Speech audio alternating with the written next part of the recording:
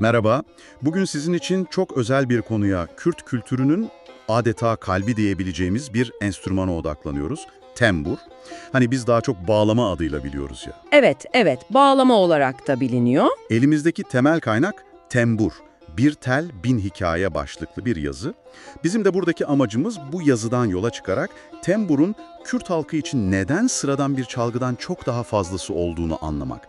Yani o teller neler fısıldıyor biraz ona kulak vereceğiz sizinle. Çok katmanlı bir konu aslında. Kesinlikle. Kürt kültürü biliyorsunuz büyük ölçüde sözlü bir geleneğe dayanıyor. Yani tarih olsun, toplumsal olaylar, duygular bunlar hep yazılı metinlerden ziyade sözle, ezgiyle aktarılmış nesilden nesile. Doğru. İşte tembur tam da bu aktarımın merkezinde duruyor gibi. Kaynak metinde de ona bir hafıza mekanı deniyor.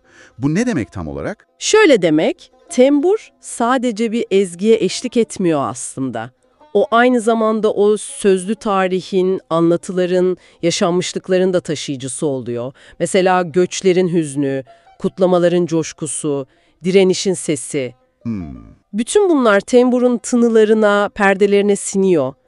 Bir tel, bin hikaye lafı da biraz buradan geliyor işte. Her bir dokunuş aslında kocaman bir arşive kapı aralıyor gibi. Çok etkileyici. Teknik olarak nasıl bir alet peki? Kaynakta biraz bahsedilmiş. Teknik olarak evet uzun saplı, genelde dut veya ceviz gibi ağaçlardan yapılıyor. 6-7 teli oluyor çoğunlukla. Perdeli bir yapısı var. Ama asıl ayırt edici özelliği bence o perde aralıkları. Perde aralıkları mı? Neden o kadar önemli onlar? Mikrotonal sesler diyor kaynak. Bu ne katıyor tembura? O mikrotonal yapı yani Batı müziğindeki o bildiğimiz notaların arasındaki daha ince, daha hassas sesleri çıkarabilmesini sağlıyor. Ara sesler diyebiliriz. Anladım. Bu da özellikle hüzün, özlem gibi böyle derin duyguları ya da tam tersi mistik bir coşkuyu çok daha etkili bir şekilde ifade etmesine olanak tanıyor. Hani Anadolu müziğinde o ince duyarlılık dediğimiz şey vardır ya. Evet. İşte onun kaynaklarından biri de bu aslında.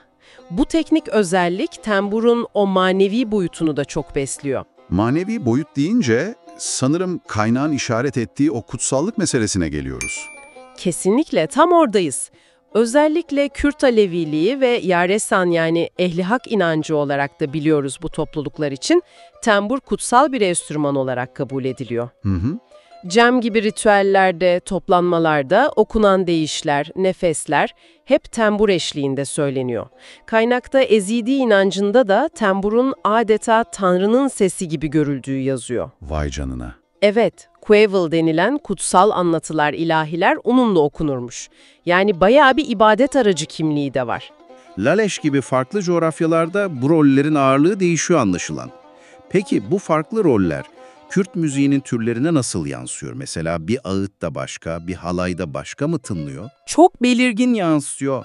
Mesela stran dediğimiz o genel şarkı formlarında aşkı, doğayı anlatırken tembul daha liriktir belki.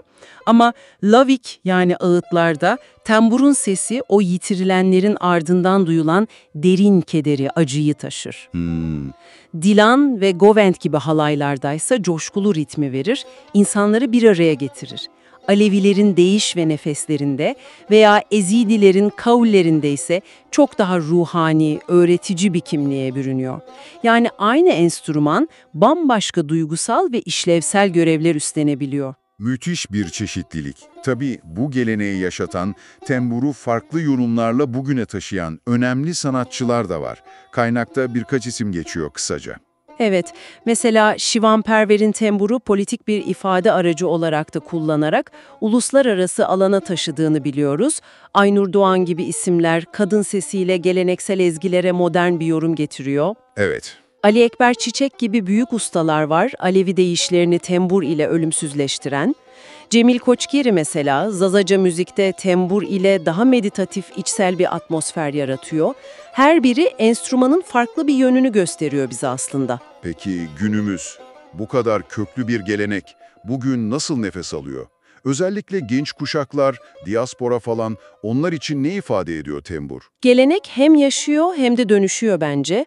Genç müzisyenler temburu alıp elektronik altyapılarla, cazla, rock'la, farklı türlerle birleştirip yeni şeyler deniyorlar. İlginç. Özellikle Avrupa'da yaşayan diasporadaki Kürt gençleri için tembur, kökleriyle bir bağ kurma aracı, kültürel kimliklerini hissettikleri çok güçlü bir sembol.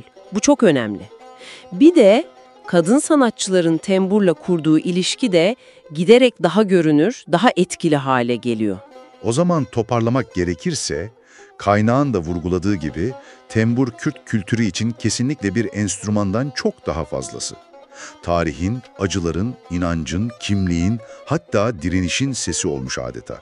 En başta konuştuğumuz o bir tel bin hikaye sözü sanırım tüm bu derinliği özetliyor. Kesinlikle. Belki de kapanışta şunu sormak lazım kendimize ve dinleyicilere. Bir ses, tek bir enstrümanın sesi, özellikle sözün baskı altında olduğu, anlatmanın zorlaştığı zamanlarda bir halkın kolektif hafızasını ve ruhunu nasıl bu kadar güçlü taşıyabilir? Tembur'un otellerindeki titreşimde saklı olan binlerce hikayeyi düşünmek. Belki sizin için de bu sesin, bu tınıların çağrıştırdığı çok özel bir anlam vardır. Bunu düşünmeye değer.